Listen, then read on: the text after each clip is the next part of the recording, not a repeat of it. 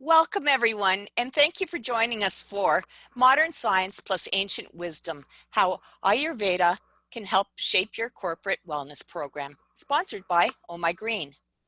And it's now my pleasure to turn you over to today's presenters.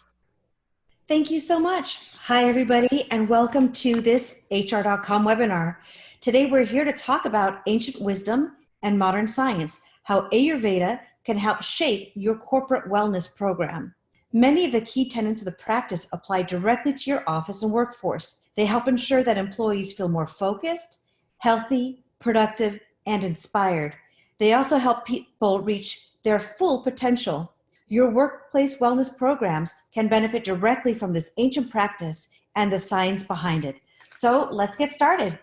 I'm Dorothy Fisher, the Chief Marketing Officer with Oh My Green, and today I'm joined by two amazing Ayurveda experts. Chris Clark is a Yale-trained physician and clinical psychiatrist.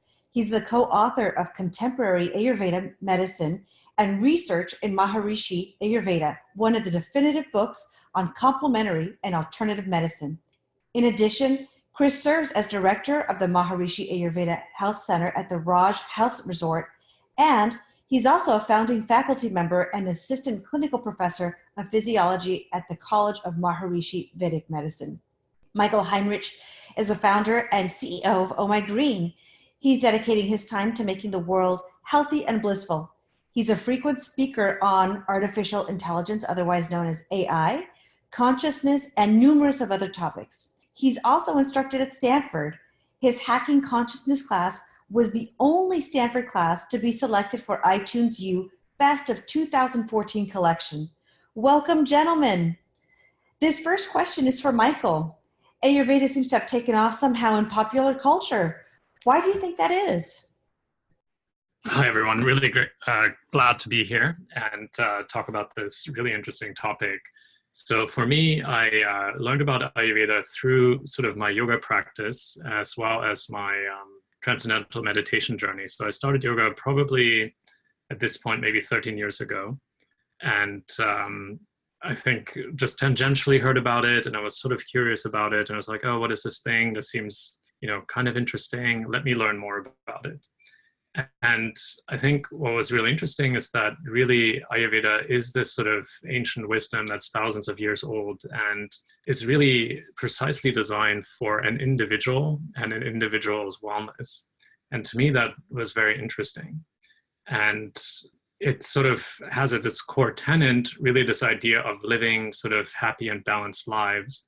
And as sort of this ancient tradition, it has had a lot of efficacy in delivering that to people over thousands of years. And then when I had my first sort of experiences with it, I was just totally blown away by how good I was feeling. I mean, I went to, for example, the Raj, which is in Fairfield, Iowa, and they offer Ayurvedic treatments. And the very first time I had what's called sort of an oil massage or abhyanga, the next day I was feeling literally like my whole body was rejuvenated and I was feeling like a subtle sort of a baby almost because my skin was so soft. And I was just blown away by how how well and how good I was feeling afterwards. But Ayurveda, of course, is a lot more than just those treatments, which we'll get into. But what's really interesting is I think that with the rise of wellness sort of in the US, I think something like more than 15% of Americans practice yoga, as well as I think almost 10% of Americans now practice meditation. Ayurveda is really ideally suited to become a general practice within that field of wellness that should be incorporated into any sort of wellness program across the US. And I think part of the reason for that is that not only does it really work from my own personal experience, but a lot of modern science is really figuring out that a lot of what Ayurveda has known for thousands of years actually is being validated by science. So one example of that is that the 2017 Nobel Prize in Medicine actually went to something called chronobiology, which really talks about the effect of circadian rhythms on health. And Ayurveda has known about this, again, for thousands of years. And so it's really interesting to see kind of like this ancient wisdom really coming to the forefront and being validated by modern science. And really great to see other people sort of rediscovering it because really it is a practice that's both individualized to a specific person, as well as really leading towards living, an amazing, really balanced life. And I think for all of those reasons, it's being picked up in the media, it's being picked up in sort of the daily consciousness of people, and it's a really great trend to watch. That's really fascinating. I didn't know about the Nobel Prize. It's super interesting. Thank you so much. Chris, this question's for you. So, Michael's talked about that it's a hot topic. We know it's a hot topic, but few of us really know what Ayurveda is. Could you define that for us? Sure.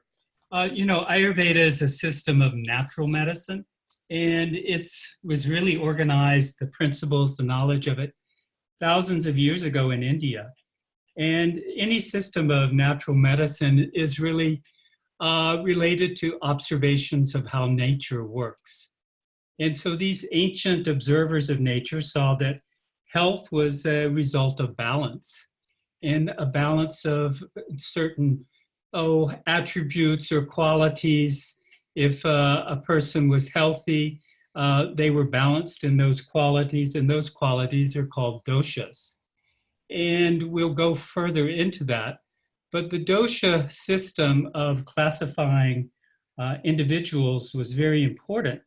In other words, if someone came to a healer, the question wasn't, what is your illness or complaint, but what kind of person are you? What are the qualities that build up your physiology? And qualities in Ayurveda are related to qualities in nature. And there are three fundamental qualities called the three doshas. And so the first question the practitioner has is, what type of person is this? And is their physiology balanced or not?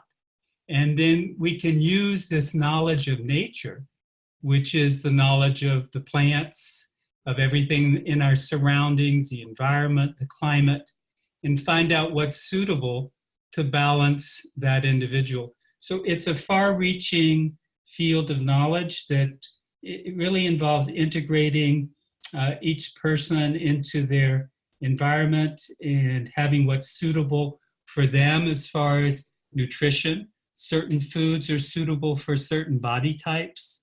Certain climates are more suitable, certain types of exercise, all depending on what combination of these doshas or qualities there are.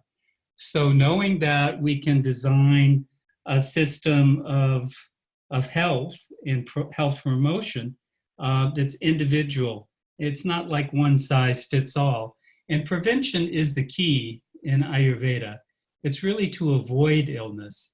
And the term Ayurveda was knowledge of life, or really knowledge of lifespan, and really to enable people to live their full life in a state of balance, which then the definition is happiness or bliss. So I guess that's sort of a brief and short overview. And well, Chris, one of the things that I found interesting about Ayurveda too is that it's kind of opposed to Western medicine, where it's really about treating disease, versus Ayurveda is very much about health not being defined as the absence of disease, but really being defined as, something different completely. Do you mind maybe chatting a little bit about that too? Well, yeah, I think that is key, and that's key if you're thinking about the workplace too, with employees, or if you're thinking about members in your family or people is that what is health? And health is not just the absence of disease. Health is a positive state.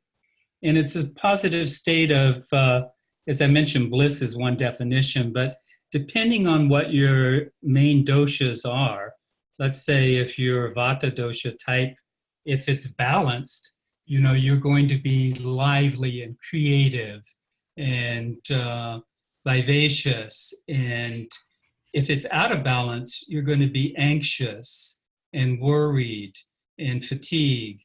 And if you're a Pitta type, if your doshas are balanced, you're going to be courageous and sharp focused and very efficient and energetic. And if it's out of balance, you might be irritable. If the Kapha is your type, then If it's balanced, you're going to have a lot of strength and stamina and compassion and general sense of being in the flow. And if it's out of balance, you might be lethargic, heavy, sluggish, that sort of thing. So balance is the key. And the doshic principles are really principles in nature that if they are balanced according to your body type, individual body type, then you're going to express the maximum potential of who you are. Thanks, Chris. That's so interesting. And it sounds like it's another kind of personality profiling. Would you say that's true? Or how is Ayurveda different, Michael? Can you take that, please? Yeah, I mean, in Western sort of psychology, we've tried different personality types, and Myers-Briggs potentially being some of the most sort of famous one, if you will. And it's really based on sort of Jungian philosophy. And it's really to figure out what are sort of the different psychological preferences and how people sort of perceive the world around them, and then in effect make decisions as a result. And it's really known for sort of the 4 initials. So you might have taken these before. The first time I took one, I was ENTJ. That's changed over time, but it was sort of, that stands for extroversion, intuition, thinking, and judgment. And it sort of gives you a way to think about how people interact with the world and what their sort of individualized preferences are. But one of the challenges around Myers-Briggs, it doesn't take into account the actual human physiological element, as well as different types of situations. And so what Ayurveda does is really bring those two together.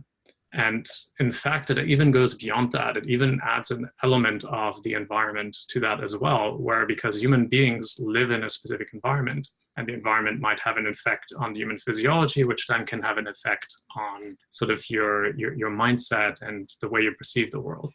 And so as a result, Ayurveda is a more sort of holistic system that combines all of these elements into one. And that's why sort of Chris hinted at it being really the science of life or lifespan, because it takes all of these factors into consideration. That's great. Chris, most of us are familiar with Myers-Briggs personality profiles, but few of us understand the Ayurveda corollaries. Can you walk us through those? You mentioned them earlier in the conversation. They're called doshas, is that right? Yeah, the doshas. And, we're going to go through some of that this hour, as far as just asking people different questions, and we'll get some insight into what the qualities of their mind, body, type is. The doshas are 3, Vata, Pitta, Kapha. And Vata is related to all those aspects of nature having to do with movement. You can think of it elementally like air and space. And Pitta dosha is all those qualities of nature having to do with energy. You can think of it like the heat, the sun, light. Kapha are those qualities in nature having to do with structure. And elementally, you can think of it like earth and water. And so the body type can be assessed in many different ways. Certainly just answering certain questions, because there are clues to this, of course, because a person's physical build is related to what the doshas are. Like a Vata person would be light and thin. A Pitta would be moderately built, and a Kapha would be more solid, heavier built. And it's reflected in their digestion. A Vata, because of movement and changeability, would have irregular digestion and maybe irregular appetite. A Pitta person would be hard to skip meals. They would have strong digestion, a sharp appetite. And the Kapha person, again, earth, water, slow, they would have a slow digestion, mild appetite. The Kapha would gain weight easily. The Pitta could lose weight easily because of just that fire, which would burn up the food. And Vata would fluctuate. It would affect things like our mind and temperamental tendencies. Vata moving, quick to learn, quick to forget. Pitta, medium time in learning and memory, but very focused. And Kapha may be slow to learn, but will always remember, very slow to forget. Vata, moving, changing, tendency to worry. Pitta, maybe tendency to irritability. Kapha, more tranquil, steady. So all of these qualities of the doshas are represented in physical attributes of the body. They're represented in aspects of the physiology, even to our fitting into the climate. For instance, Vata, because of the air and space quality, would tend to be uncomfortable in cold weather, windy weather. A Pitta person, because of that extra heat in the physiology, would be uncomfortable in the hot sun or the summer. And Kapha people, earth and water, would feel more uncomfortable in damp, foggy weather, that sort of thing. In other aspects of the physiology, like our tendencies, like how one sleeps, the Vata would tend to sleep lightly or would be interrupted. Pitta would have more of a sound, medium sleep, and Kapha would sleep heavy and long. So there are many different manifestations of the doshas. They're manifested in our environment, in the weather, and then it's all this sort of how we fit in, how things match together. And we can use this knowledge then to make recommendations that just create that balance, which is health. That's so interesting. So let's find out from our audience today what kind of dosha types they are. There's a long quiz that you can take, and we'll give you the URL for that. But for today's exercise, we have just 4 questions throughout the webinar that you can answer, and then you can get some more personalized information on how that is. So if we can cue to the next slide, and Sylvie, if you could please engage the poll. So here, please describe your eating habits. So Chris talked about how you can have different eating habits if you're a dosha. Answer this to how it most relates to you. I sometimes forget to eat or have a tendency to lose weight. It's easy for me to gain or lose weight if I put my mind to it. Or lastly, I gain weight easily and I have difficulty losing it. So please go ahead and fill in those responses. It takes about 30 seconds for us to get the results. And I have to say that for me, I never forget to eat. And I never have the problem of, involuntarily losing weight. So that would not be my answer. I don't know if it is for other people in the audience. All right, I think we're getting our results. Okay, interesting. So I see 53% have answered, I gain weight easily and have difficulty losing it. Definitely relate to that. About 39%, it's easy for me to gain or lose weight if I put my mind to it. And there's a lucky few, 9% of you, I sometimes forget to eat and or have a tendency to lose weight. So interesting. So Chris, can you interpret these results for us? Sure. I mean, just looking at that, you see the 53%, but let's look at the 39%. Easy for me to gain weight or lose weight if I put my mind to it. Means that digestion power, the pitta aspect of the physiology is fairly strong. And so that, and sometimes people relate that even to, when you're young, you can eat anything and get away with it. And it's interesting that, Ayurveda talks about the seasons of one's life, that the early 0 to 25. And then, and that's when the body is growing, structures changing. From 25 to, let's say, around 45 is pitta time. It's pitta time, and it may be that a lot of people responding are in the pitta age. Their metabolism is stronger, their digestion is stronger, so they're able to burn up that food and lose weight. The majority was the 53%, and that talked about how they could, gain weight easily and have trouble losing weight. And that is related to more of the kapha dosha. It's also related to the fact, I think, probably in our diet again, that the foods that we eat may be too heavy. for the digestion power. And that's why, just knowing the dosha type or what's going on with your digestion, you can change a little bit the slant on the diet. For kapha, for the people who are, gaining weight and having trouble losing it, they should avoid those heavy foods in the diet, particularly taste like sweet and sour, heavy taste, oily taste, oils in the body, processed sugars, and stimulants in the diet, are particularly spicy foods, can help. And lighter foods, quality-wise, lighter, drier foods. So we can use the knowledge of the doshas to help balance the imbalances. For pitta, we avoid hot, spicy foods. We reduce alcohol intake, which would aggravate pitta, and we have more vegetables, sweet fruits, and a bitter astringent taste that are in a lot of vegetables are helpful. So interesting. Michael, what can an HR person do with all of this information when it comes to eating for your dosha type? Can you please speak to that?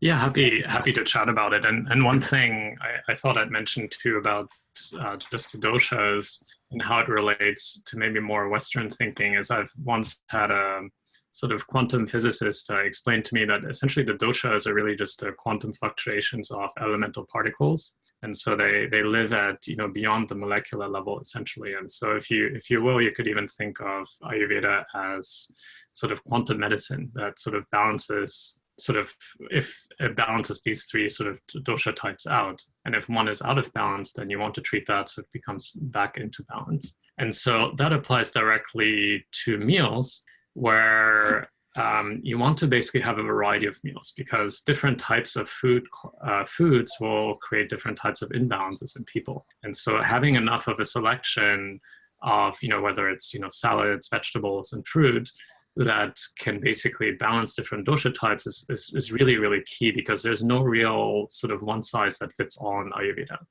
And in a way that's great, because we can really sort of celebrate that diversity and uniqueness that's individual to all of us. But there are certain food types that are generally, let's say, bringing your dosha types out of balance, and those are things like heavily fried foods or oily foods with low quality oils and high processing and so on. So it's best to avoid those types of foods when you do offer them. But really the variety is really key, whether that's in the hot food catering lunches or dinners, or in the breakfast and snack foods that you have. That's really the big takeaway and key. Great. So now let's move on to exercising. Sylvia, if you could please cue up the next poll question. We'd like to ask you to describe how you feel when you're exercising. Do you tire easily and feel fatigued after exercise? Or have strong bursts of energy when you exercise? Or lastly, do you have steady energy and you never seem to tire during exercise?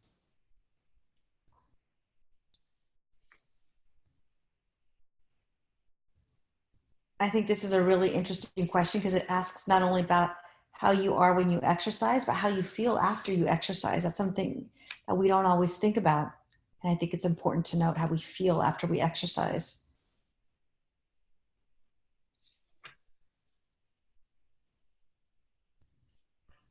In just a few more seconds and we should have the results. Okay, here we go. All right. 37%, I tire easily and fatigue after exercise. I feel fatigued after exercise. A large majority, I have strong bursts of energy when I exercise. And 15%, I have steady energy and I never seem to tire. That's great. Chris, when you look at these results, what dosha types come to mind when you see these results? Okay, good question. Tiring easily, feeling fatigued after exercise, that would be indicating Vata dosha. And Vata dosha is light, it is moving, it has less kapha, less substance. Vata individuals, again, it depends on, always listening to your own body and seeing how you feel. But if you're feeling fatigued after exercise, I mean, that's one clue that maybe the type of exercise is maybe more than the physiology is suitable for.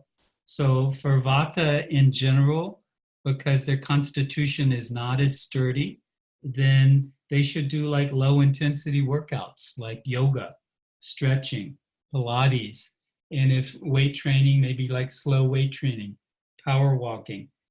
If it's not to say that someone who's Vata shouldn't run, but they would be more sensitive to strain or stress or overdoing it. And so I think they really have to listen to their physiology, be in tune with the signals that the body is sending. Because ideally, exercise, the purpose of exercise is to give energy. It's to, obviously, it increases your heart rate, it moves everything around, it gets things flowing, but the end result should be more lightness and more energy. Pitta, of course, is those are the people who are more competitive, more driven. They love to exercise. They love a challenge. They're suitable for moderate burst of exercise, more for, more of a 5K as opposed to a marathon, although they love challenges. Pittas have to be careful not to overheat, and they have to be careful to hydrate plenty while they're exercise. But they love the challenge. They love the CrossFit, the boot camps, and it's good for them. It balances them. The main thing is not to overheat and to hydrate plenty. And kapha, they're strong, sturdy. They need exercise. They may be inclined not to exercise. They may want to just sit on the couch. But the kapha, by nature, tends to be slow and not moving. They need to move. And they actually have to have exercise to have balance in their physiology. So, long exercise, spinning classes, long runs, that sort of thing. That gives them more exhilaration. It balances out their kapha. So we want to, know about what type of body we have and feel balance. Not exercise according to necessarily what our neighbor says or any peer pressure, but knowing what is suitable for our physiology. I love that you have to think about what your individual body needs and not what's trending, and that there are exercises that are more suited for your body types. That really resonates with me personally. Michael, as an HR manager constructing a benefits program, how would you apply all this information on dosha types and potentially the concentration of dosha types in your office? Great question. It's sort of, again, goes back to this whole idea around, because we're all sort of unique, have our own dosha makeup, the one size fits all approach doesn't generally work. And so again, having multiple options for the different dosha types makes a lot of sense. So yoga for, Vatas, more sort of CrossFit or maybe even kickboxing type of activities for Pittas, and then more the high impact training activities for the kaphas, to make sure that each one has sort of a good selection for what's really best for their dosha type. And if you let's say for some reason have mostly pittas in your office, then focus on those types of activities and offer a lot more of those. But it's generally good to have more choice, and also be really mindful that certain mind body types don't necessarily or won't necessarily want to engage in things like step competitions, for example, which are sometimes really good to get people out and active and sort of stepping. But, for Vatas, for example, it might end up being very strenuous to try to become, number 1, 2, or 3, because it's doesn't sort of work as well with their mind body type. And they'll actually add more stress to their day trying to get there and compete in a step competition than and they'll actually end up doing more harm than good for themselves. So just, being mindful of that, encouraging, different types of activities is sort of really key. And for Vata, for example, instead of doing a step competition, maybe doing a one-on-one that's walking with them outside in nature is a better activity. So just some ways of incorporating this idea of Ayurveda into your daily sort of sports routine. Yeah, I think that Ayurveda, as a system of natural medicine, fundamentally means being in tune with your own nature, because that is natural medicine. So you have to be self-aware. And I think self-awareness is the key to Ayurveda. It's really those statements go back thousands of years. Know thyself.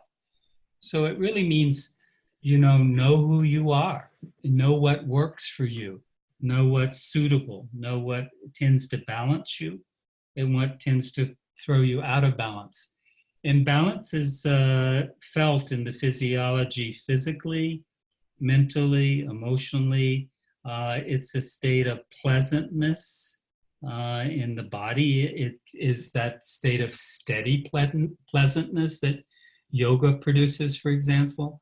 It's that state of exhilaration after a long run that a kapha feels. It's exhilaration or bliss of a pitta after swimming in cool water in the summer. So it's really listening to yourself, and that's the key. I mean, we've talked about food so far and nutrition. We've talked about exercise, but it really is learning who you are, learning what type of physiology you have. It's sort of like, we all drive different cars, and the cars are different according to if it's a sports car or a truck, or, they have different requirements. They have different attributes. You need to know what physiology that you are inhabiting and how to properly take care of it. And we can think of Ayurveda as sort of a manual for how to take care of your physiology. That's great. One thing that stuck with me in one of our other webinars was, the whole one size fits all not working. And it was discussed about, well, you might offer a gym membership and you may only have 10% of your workforce participating in the gym membership. And you might draw the conclusion like, well, I guess people aren't really interested in health and wellness and staying fit. But it's perhaps that what you chose or what the company chose is just not a fit with that person for a variety of reasons. So again, to Michael's point and to Chris's point, offering a variety and it allows people to have a more tailored approach and really find something that suits them from a mind and body standpoint. So interesting. So let's move on to our third question.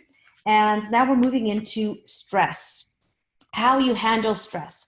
So this question, if you could please answer: I get anxious and worry when I'm under stress. I get intense and irritable when stressed. Or I feel lazy and depressed when stressed. And I saw some, as you guys answer this question, I saw some questions of, can you be, a combination of doshas? And towards the end of the conversation, Chris and Michael can talk about that too, that you can be a combination. You might feel that you answered in one question, pitta, and then in another question, you might have answered more vata. So you will always have one that's more dominant, but you can have a blend, and they can speak to that with much more expertise than I can. Well, yeah, most people are a combination. Yeah. It's clear that people are pure dosha type. Most people are a combination of two doshas, like vata pitta or vata kapha or pitta kapha. So it's very rare that they're single dosha types, but that can happen. Single dosha type can happen, and then they're more sensitive in that particular dosha. Yeah. So interesting. So we're still just waiting to get back. Oh, here we go. All right. So most of you, 46%, I get anxious and worry when under stress. 48%, this is me, I fall into this category. I get intense and irritable when I'm stressed.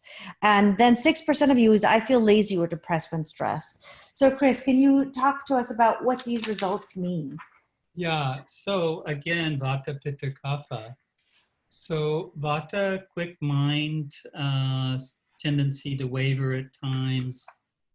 So they would tend to have anxiety or worry when under stress. That would be their tendency.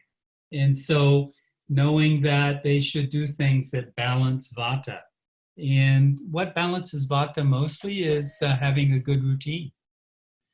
Don't start doing things out of routine. In other words, eat at the same time of the day, go to bed at the same time every night. The qualities of vata are cold and dry and moving, so they should have things that are soothing, unctuous, oily, warm. Like a good massage would be very balancing to vata dosha for those who tend to be anxious or worried. They obviously, yoga would be good because, again, meditation. And long ago, I learned transcendental meditation, decades ago, and just found that ability to close the eyes twice a day for 20 minutes and experience just silence itself. Because the mind tends to be busy for everybody. And for vata, the mind tends to be more busy. And with all of the stress in day-to-day life, with stimulation from the computers, from screen time, vata tends to get out of balance probably most easily. And so people may not even be vata body type, but their vata could be out of balance. So we need to balance that. Meditation, giving that silence, that quietness, experiencing sort of the source of all thoughts, that allows us to transcend stress. So meditation is good for everybody. I think particularly for vata and pitta. Pitta, they tend to be hot and energetic, and they are competitive. They like things orderly and organized. If things are out of order, they feel the pressure to perform, to meet expectations. And because of that, that can be stressful. And so for pitta types, they need to balance that by having more soothing, cooling activities, sometimes that are totally out of the expectation of meeting goals, so that they, take a walk in nature, particularly because nature is cooling. The trees, the forest, that sort of thing, very good for pitta. There's some things listed there about diet, of course, cooling foods like melons, grapes, coconut water is very good for pitta. And again, meditation, because literally when you meditate, you transcend, you sort of cool the mind. And that's very necessary. It's, again, we must have proper rest. And I know we're going to get into sleep, but even during the daytime, it's good to have those breaks. Break time shouldn't always be eating food. Break time should sometimes be really going back to the self and having that experience.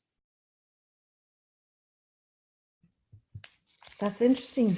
So Michael, from a practical application in a company HR team, what are some ideas that you have? How would you address your varied employee population to help them manage stress? Yeah, I feel like I'm going to sound like a broken record pretty soon, but it's basically one size doesn't fit all again, and having different sort of modalities that help people deal with stress in different ways is really important for different sort of dosha types. So meditation, Chris talked about yoga, other de-stressing type of options that are on site, or maybe you have a benefits package that you can encourage people to go towards. Even things like being able to control the temperature around you. Maybe Vatas want to stay a little bit more warm to balance themselves, and Pitta is a little bit more cool to balance themselves. Even allowing sort of peer support groups that, let's say, hey, it's early in the morning, let's all take a walk in nature together. And that's how you then balance some of these Pitta tendencies. Even having things like educational classes can be really helpful, because if it seems like your work-life balance is getting out of balance because of a specific topic that you're consistently mulling over or anxious over, getting it back into balance with the right education can be very powerful. And then helping through with communication, like Slack channels. So kaphas, as Chris mentioned, sometimes don't want to go to the gym because it's an inherent tendency. So if there is a social support network, let's say on Slack, where people just say, hey, let's all go together, let's make it a fun sort of gym visit and do some CrossFit or something like that together, that can definitely be helpful as well. And these are just some ideas, but there's many more, of course, to really get to this idea of one size doesn't fit all. I really love the tip of walking in nature, and the webinar is titled "Ancient Wisdom Meets Modern Science," and that a lot of what we've known in the past is now being validated in modern science. There was a study put out by Stanford that talked about just walking in nature helps reduce anxiety and manage depression. So while they seem like simple suggestions, it's actually being validated by hard science in some of the most prestigious institutes. And the one that was very recent was one just speaking to walks in nature and how beneficial they can be. Okay, great. Well, off to our last question. Now we're going to be talking about sleep habits. And the quiz has these 3 questions. I have trouble falling asleep with lots of thoughts or worries. I wake up in the middle of the night. Or I tend to oversleep and I can still feel tired and sluggish in the morning.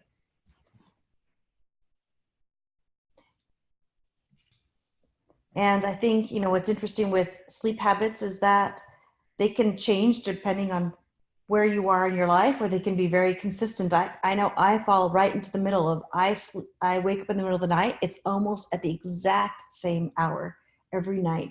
And I have no idea why, but that's just my type.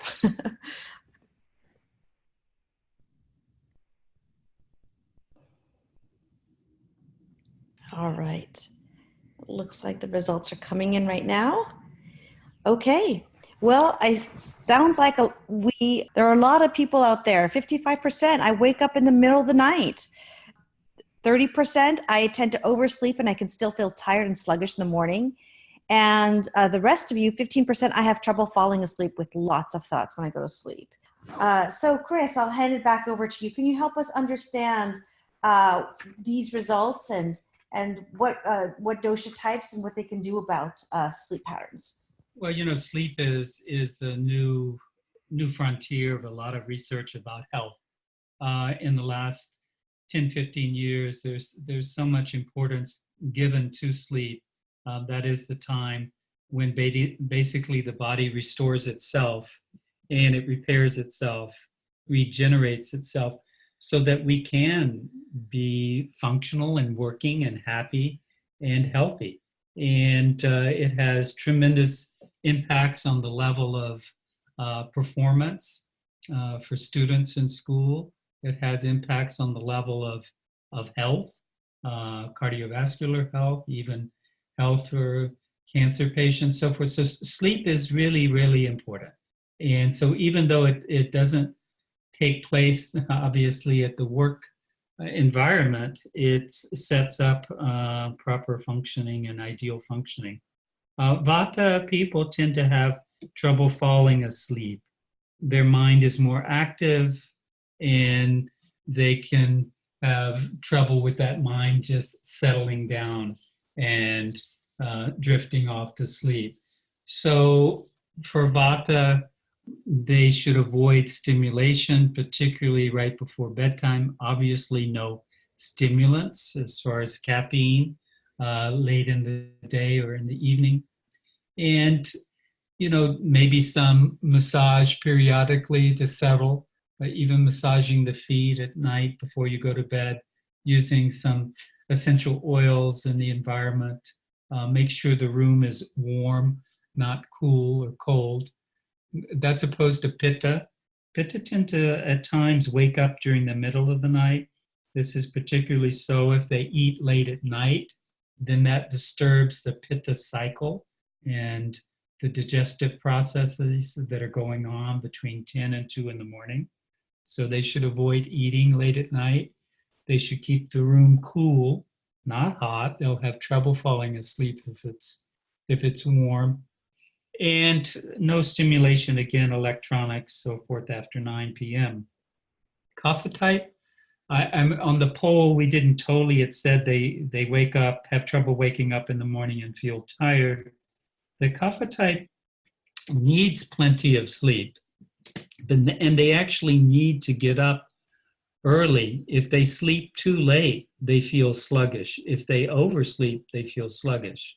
So that poll question, it could be that people went to bed too late and therefore, didn't get proper sleep and obviously were tired when their alarm went off. So for kapha types, they need to get enough sleep because they need more sleep. The vata types need less sleep. So kapha needs plenty of sleep. They should go to bed well before 10 o'clock, and they should get up, though, before 6. If they sleep in late, they'll tend to feel sluggish or heavy. And the times of the day are fascinating in Ayurveda because of the connection with the doshas. The middle of the day, for instance, is pitta time because the sun is at the peak. It's at the brightest, heaviest. Preceding that is the kapha time. So 6 to 10 in the morning is kapha, 10 to 2 is pitta, and 2 to 6 is vata. And the same is true in the evening. 6 to 10 in the evening is kapha. That is the heavy time. That is the time when things are settling down. That is the time when it's easier to go to bed because of that more settling influence. And so if you miss the 10 o'clock bedtime and you're up later than 10, then pitta starts to increase. The mind starts to become more active. Heat increases in the body, and it's harder to sleep. So one of the fundamental points from Ayurveda is to utilize these cycles of the day to get the best sleep. So for everybody to go to bed before 10, very important, particularly for vata and pitta. Thanks, Chris. Michael, can you talk about how this would apply to the workplace? What are some ways that we can get rest in the workplace? It's a really good question because to some extent, our workplace is not really designed for rest. There's some, unfortunately, pretty bad statistics out there and saying, for example, that the workplace is something like the 4th leading cause of death in the United States and because of the stress that's actually induced. So I think we have a lot of work to do to really change the workplace to become stress-free and a place of wellness. So that's sort of one of my missions in life. But Ayurveda definitely shows us a good way of getting there. And so getting the right amount of sleep, that you personally is quite important in that. And so if the workplace can start encouraging, rest and relaxation breaks, for example, throughout the day, one of the things that we do at Oh My Green, for example, is to have twice a day meditations, one at 9:30 and one at 3 p.m. that people can easily join into. It's 20 minutes each time. Highly, encourage everyone to do it. I often join these as well to set a good example. But that's really key, encouraging that. And it oftentimes has to come from, leadership and other influential people within the organization to set the tone and to move away from this idea of like more work means more output means, more results, which is not necessarily true. And that's one thing we try to also dispel as a notion within our own company. Having something like a meditation space or a nap room or really quiet workspaces where employees can either meditate themselves, meditate in a group, unwind a bit, have time to think through, and having that being encouraged is also key as part of that. What you could even do is sort of testing employees for the different dosha types and then giving different types of recommendations, kind of like Chris did with sleep patterns and what's important as part of that.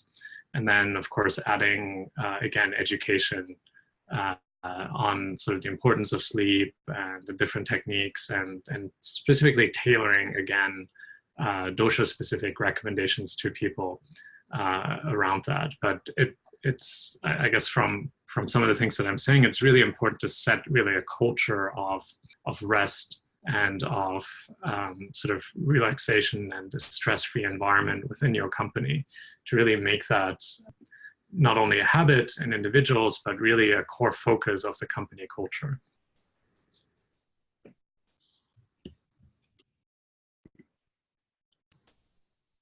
And back to you, Dorothy. Oh, thank you.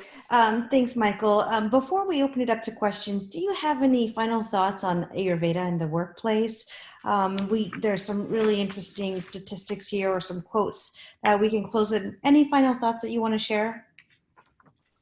Absolutely. I mean, I was personally, when I first discovered this whole area, there's just so much knowledge out there that I wasn't privy to beforehand, but it's really simple in its application. And that to me was just very, very powerful.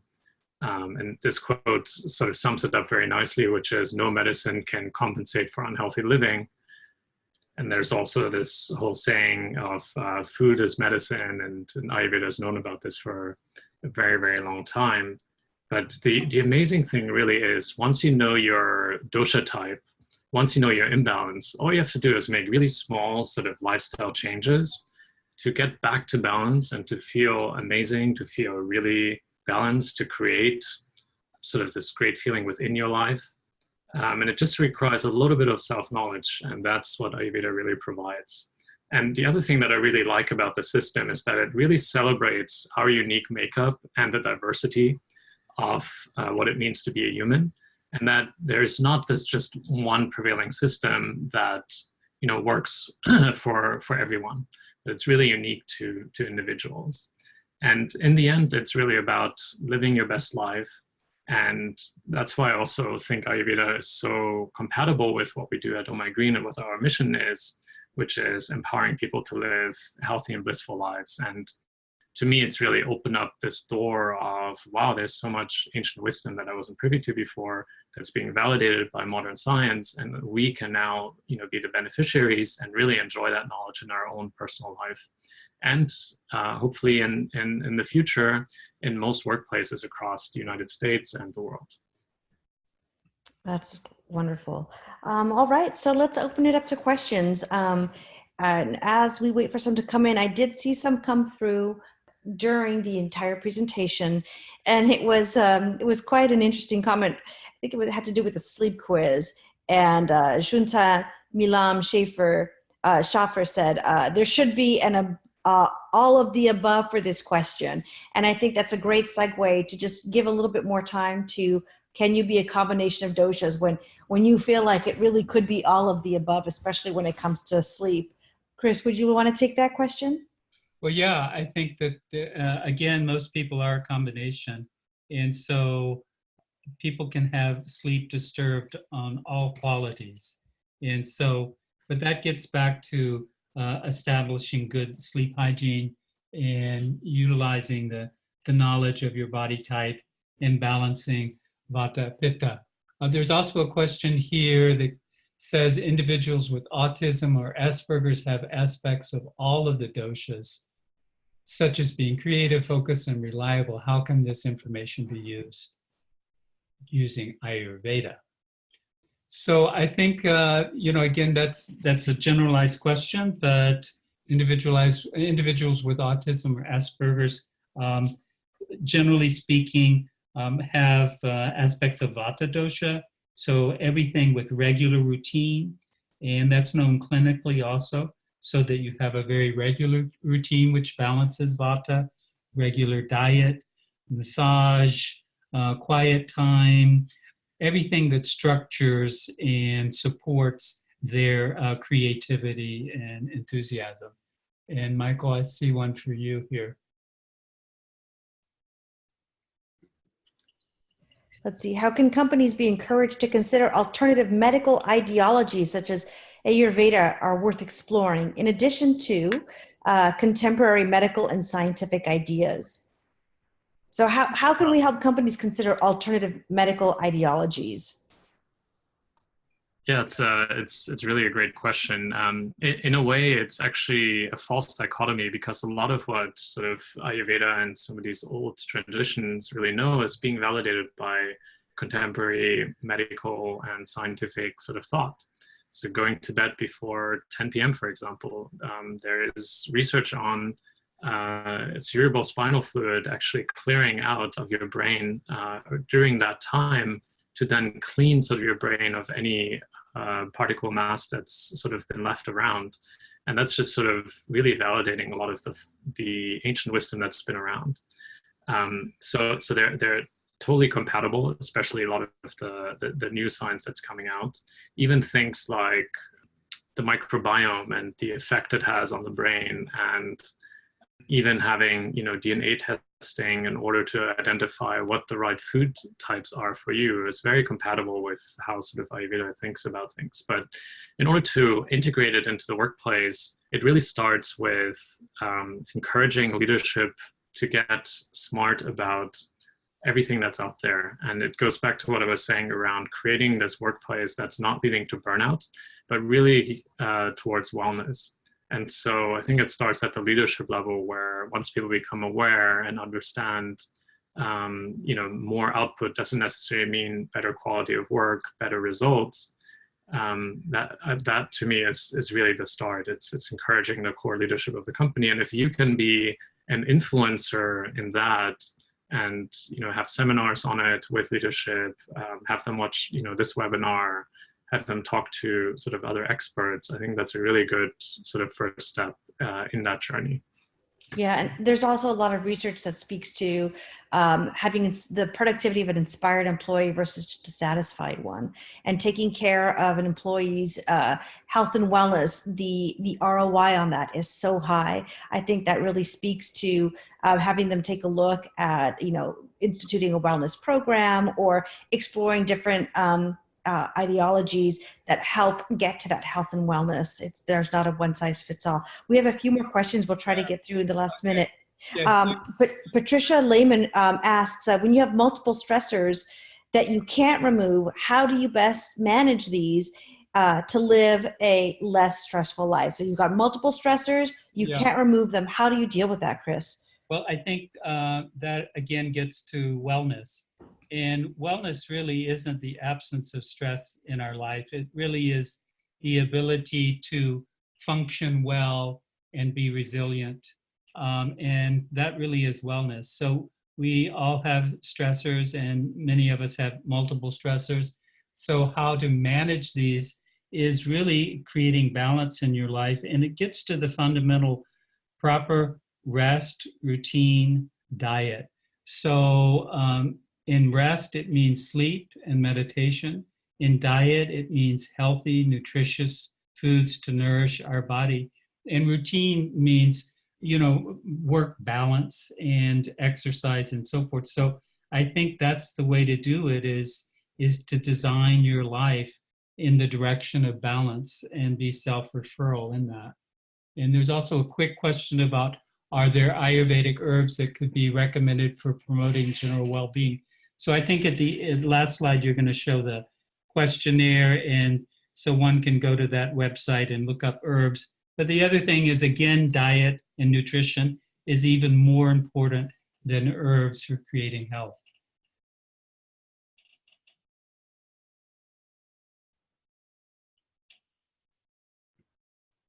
Anybody there? Sorry about that. So that's a great segue to wrap up. If you're interested in doing the full dosha quiz, we have here the URL at mappy.com/dosha/dosha test. If you can go there and answer many more questions that will help you identify your dominant dosha and then the other doshas that you might have within your combination. And then if you're interested in contacting us at Oh My Green, we supply delicious healthy foods, beverages, and snacks to corporations. So a big part of Ayurveda is healthy eating. And if you're interested in bringing that to your company, feel free to contact us after this, and we'll be happy to start that conversation. So we're out of time. Thank you so much for today, and we look forward to hearing from you again. Thank you very much to all of our presenters today, and to Oh My Green for all this wonderful information. This concludes our webcast. If you'd like to view this webcast again, the archive recording and slides will be available for up to 7 days for our free members, and without restrictions for those with recertification membership.